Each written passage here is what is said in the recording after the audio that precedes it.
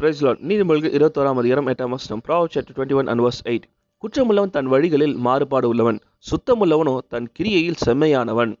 அகத்தின் அழகு முகத்தில் தெரியும் அப்படின்னு சொல்லுவாங்க. தன்னுடைய எண்ணங்களை நிச்சயமா நம்ம முகம் பிரதிபலிக்கும். அது சந்தோஷமா இருந்தாலும் சரி, துக்கமா இருந்தாலும் சரி, இது காட்டி கொடுத்துரும். அதே போல தாங்க நம்ம கையிட்டு செய்கிற காரியங்கள் நம்முடைய கேரக்டரை ரிவீல் பண்ணிடும். நம்ம தெரிந்து கொள்ள வேண்டிய முக்கியமான விஷயம் என்னன்னு சொன்னா, அதிகமாக கோபப்படுறவங்களாம் கெட்டவங்களும் கிடையாது, ரொம்ப பணிவாக பேசுகிறவங்களாம் பாசமுள்ளவர்களும் கிடையாது.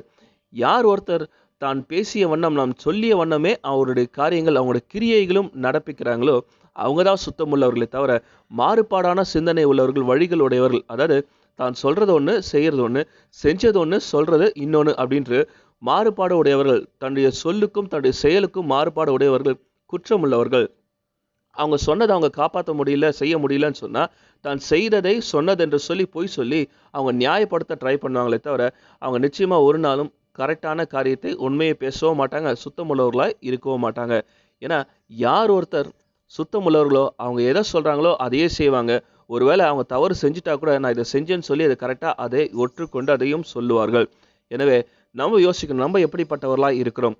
நம்ம சுத்தமுள்ளவர்களாய் நம்ம சொல்லுக்கும் செயலுக்கும் முரண்பாடு இல்லாதபடிக்கு நம்முடைய வாக்கை நம்ம காப்பாற்றுறோமா, இல்லை குற்றமுள்ளவர்களைப் போல சொல்கிறது ஒன்று செய்கிறது ஒன்றுன்னு சொல்லி முரண்பாடாய் வாழ்ந்து கொண்டிருக்கிறோமா என்று சொல்லி நம்மை நாமே ஆராய்ந்து பார்க்கணும். ஏன்னா நம்ம சுத்தமுள்ளவர்கள் என்று சொன்னால் நம்ம எதை சொல்கிறோமோ அதை நம்ம செய்யணும். நம்முடைய வார்த்தைக்கு ஃபஸ்ட்டு நம்ம மதிப்பு கொடுத்தா தான் மற்றவங்க மதிப்பு கொடுப்பாங்க.